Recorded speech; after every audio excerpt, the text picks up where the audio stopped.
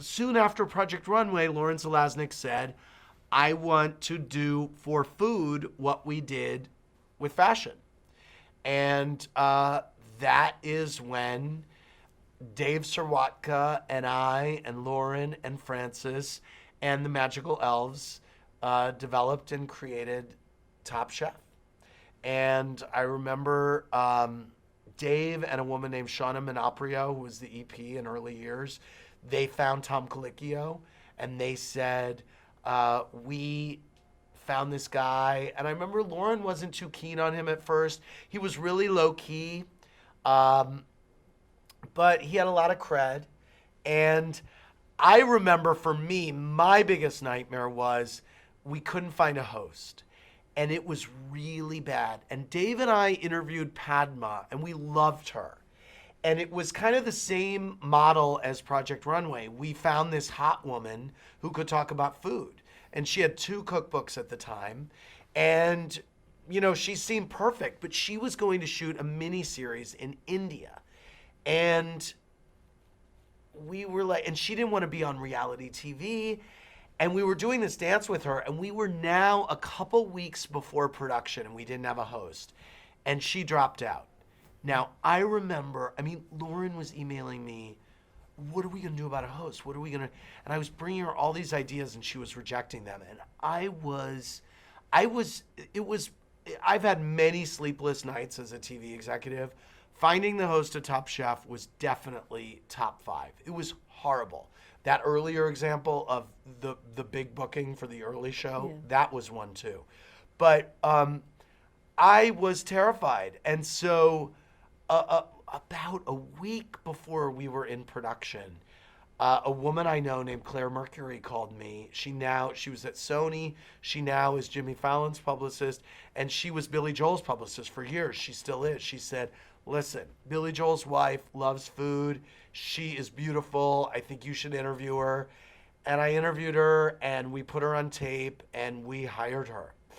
And she was the host of Top Chef Season 1.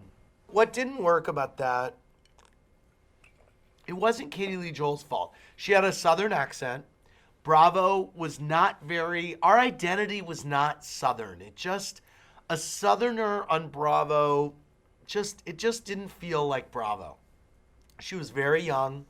She didn't see, Heidi Klum, you got why she was hosting Project Runway.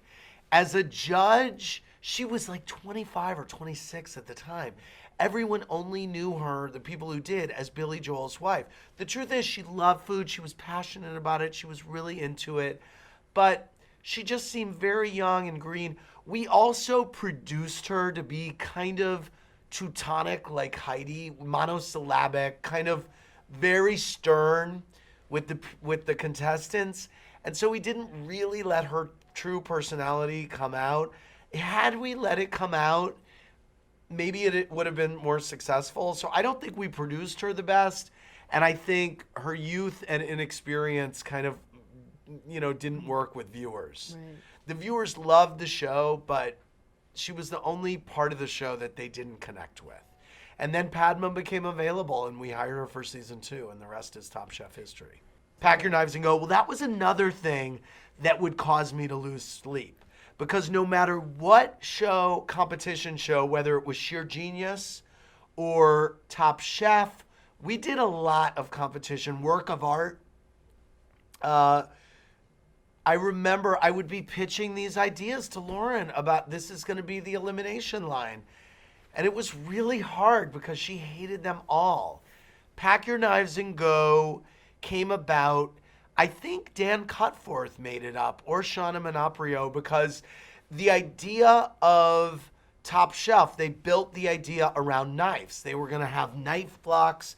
They were going to be pulling knives. They were going to be bringing their knives. The chefs were going to be bringing knives. What they found out in research was knives were crucial to chefs. Chefs bring their knives everywhere. They all have their own knife set. So the show knives were going to be kind of one of the organizing tropes around the show. And it would be prominent in the logo.